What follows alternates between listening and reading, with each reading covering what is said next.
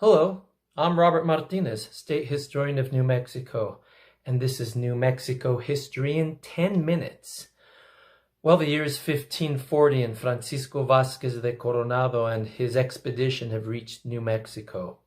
It is a quasi-business, military, and religious exploration, and it doesn't go well.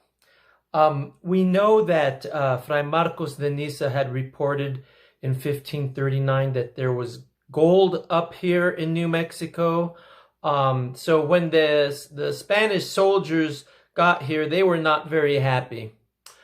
They were actually quite angry. And interestingly enough, Fray Marcos de Niza came on the expedition.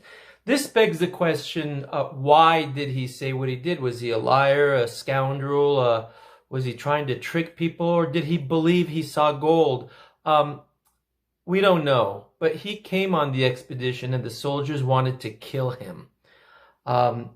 Nevertheless, they were here and they were determined to make their journey worthwhile.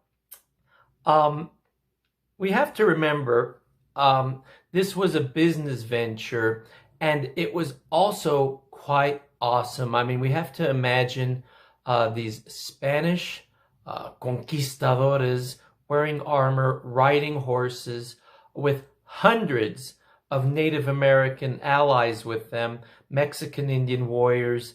There were women on the expedition and Africans as well. The Pueblos likely were fascinated, maybe in shock a little to see people and animals they'd never seen before.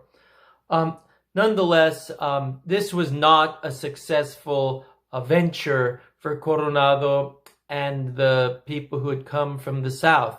So ultimately what they start to do is they start to push their weight around, and they want to find mineral wealth that really, if it doesn't exist, it isn't known to the Pueblo people.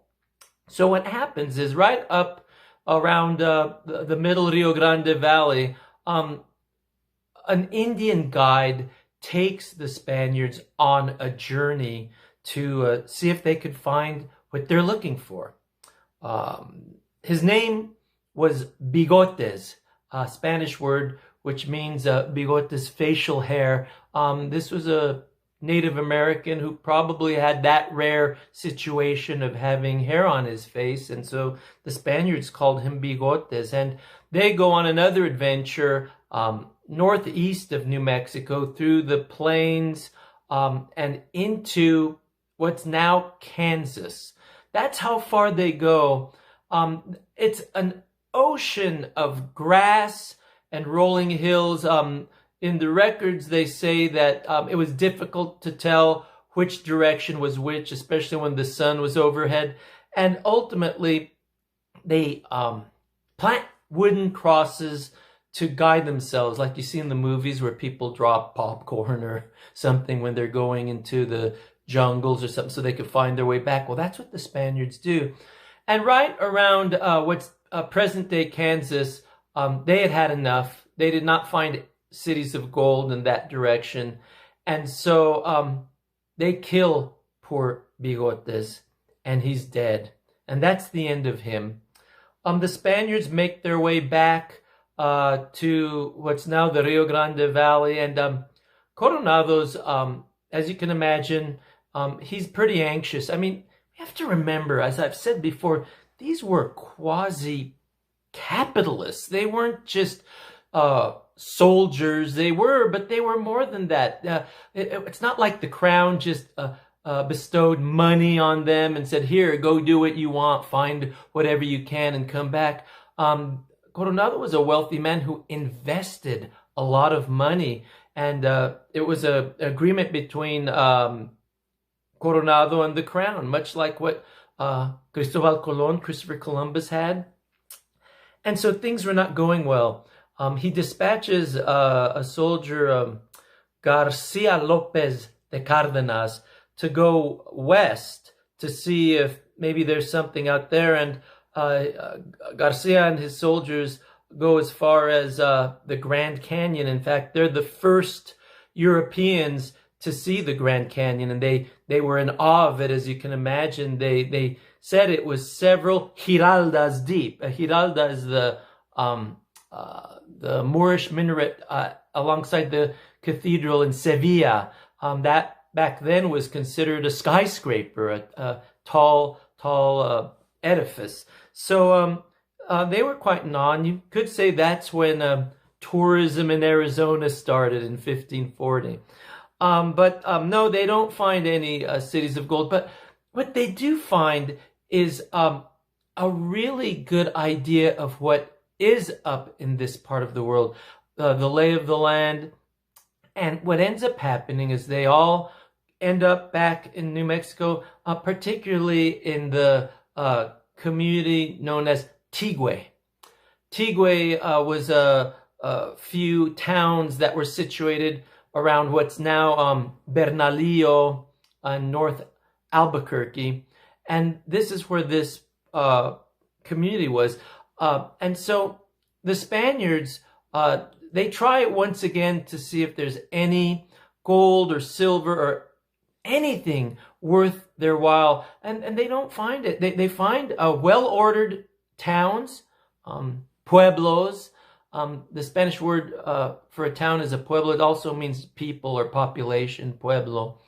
And the Spaniards are quite impressed. The Pueblo people have well-ordered communities and towns. They have a society that is respectful of the elderly. They have their own religious systems with kivas. The Spanish Catholics, though, are quite suspicious of those. They call them estufas, ovens, or even sometimes mezquitas, mosques, reminiscent of their grandfathers fighting the Moorish wars in Spain. And they find them cultivating beans and squash and corn. They have agriculture, but the Pueblos at this point really don't have anything to offer these high-minded businessmen, soldiers.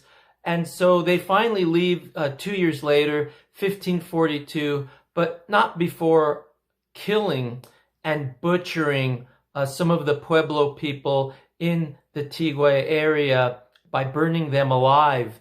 And this is a catastrophe, as you can imagine. It leaves a very bad taste in the mouths of the Pueblo people when it comes to Spanish people. Coronado and his expedition leave. They head south. But they do leave three priests. Three priests remain to try to convert the Pueblo people in the area to Roman Catholicism.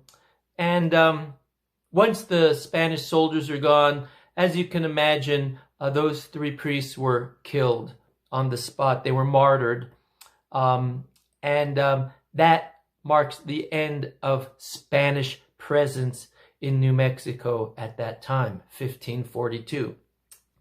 This was an expedition of exploration, not colonization.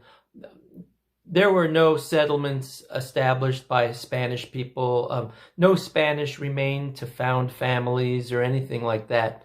In fact, it will be about 2 generations before Spain will take another look at New Mexico and send a colonizing expedition.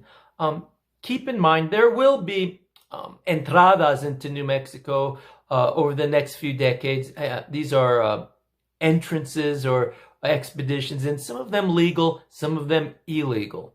I'll talk about that next time, and then we will start to get into the Oñate expedition of 1598. See you next time. Hasta pronto.